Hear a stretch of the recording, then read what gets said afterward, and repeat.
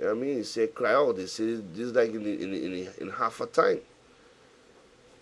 You know? He said, arise, cry out in the night, in the beginning of the watches. You know what I mean? He said, pour their heart like water before the face of the Lord. Lift up thy hands towards him for the life of thy young children that faint for hunger in the tops of every street.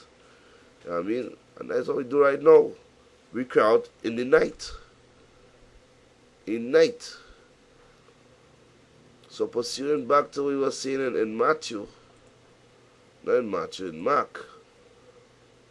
A second, okay, that precept.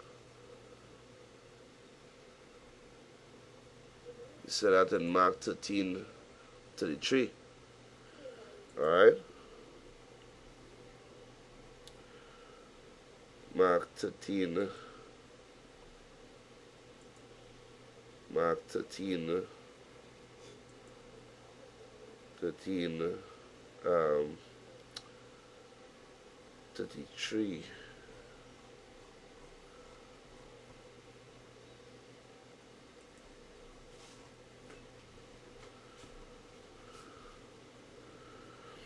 Mark 13:33. Right? He say, after 32, do you start left off? He say, but of the day of that hour knoweth no man, no, not the angels which are in heaven, neither the Son. He said, but the Father. He said, take ye heed, watch, and pray, for ye know not when the time is. For the Son of Man is as a man taking a far journey. He said, who left his house and gave authority to his servants, and to every man his work, and commanded the porter to watch. He said, watch ye therefore, for ye know not when the master of the house cometh. At even, when it don't begin in the day, when it begin in the night, the day don't begin, all the day begins in the night.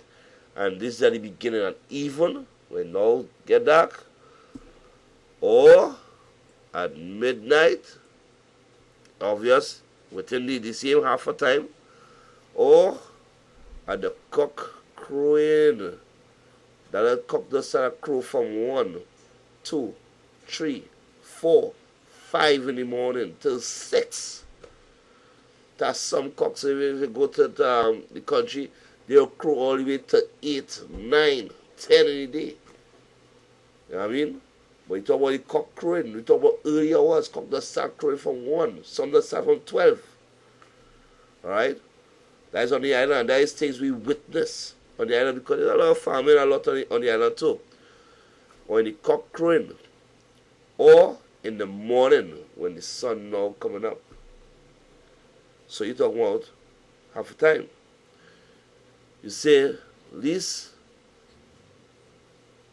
coming suddenly, you find you sleeping, which means in a state of ignorance or complacency. Find you sleeping. You say, and what I say unto you, I say unto all watch. You know, these important things to remember. You see the watch. Alright, let's see, I get this precept here. This is this is 2nd Ezra 9, matter of fact. If I talk about that, because you know what I mean, 2nd Ezra that'll be 4:37. 2nd Ezra 4:37. Alright. He say, by measure had he measured the times, and by number had he numbered the times, and he doth not move nor stir them until the said measure is fulfilled. Each one of these things is a measure of fulfillment. Alright? They had us fulfill the course. Like how when Yahushua came, Yahushua came and fulfilled his course. Came and he died for the Hebrew Israelites that was lost, what they called Gentiles or Hellenists. Israelites that lost their identity.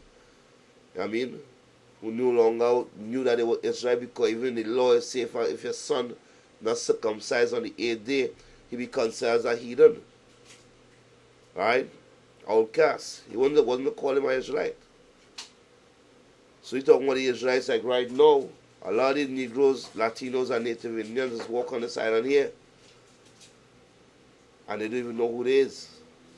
That we're talking about. That is Israelites that don't even know who it is. Alright? You say 37, you say, and my measure, how do you measure the times? And my number, how you number the times? You say, and he doth not move nor stir them until the said measure be fulfilled. You say, then answered I and said, O Lord, that bears rule, even we all are full of impurities. Alright? We'll just jump down to verse 40.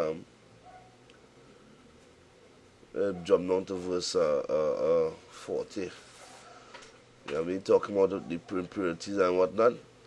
Because the time is just like everything has a point in time, like what I said in this scripture that's in that's in Hosea, that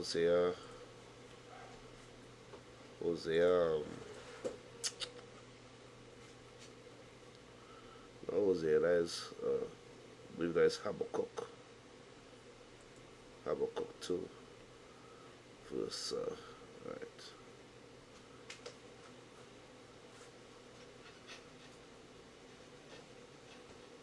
Right. Habakkuk 2 verse 1. He say, I will stand upon my watch. He say, and set me upon the tower, and will watch to see what he will say unto me, and what I shall answer when I am reproved. They say, and the Lord answered me and said, write the vision, like we just see in your head at night when you lay your head to rest in the beginning of the day. He said, write the vision and make it plain upon the tables. He said, that he may run that read it. That person will be able to read it. When I'm supposed to read it, he said, for the vision is yet for an appointed time. You can write it. You know what I mean?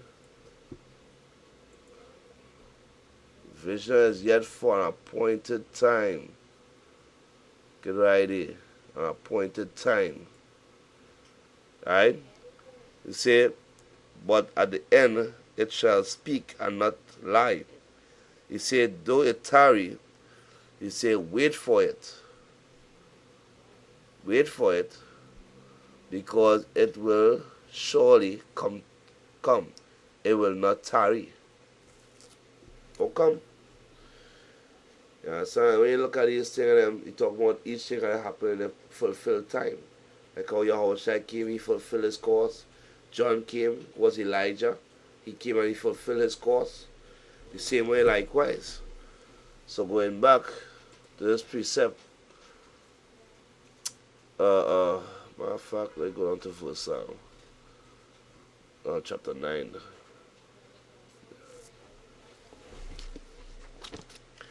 Chapter 9, that's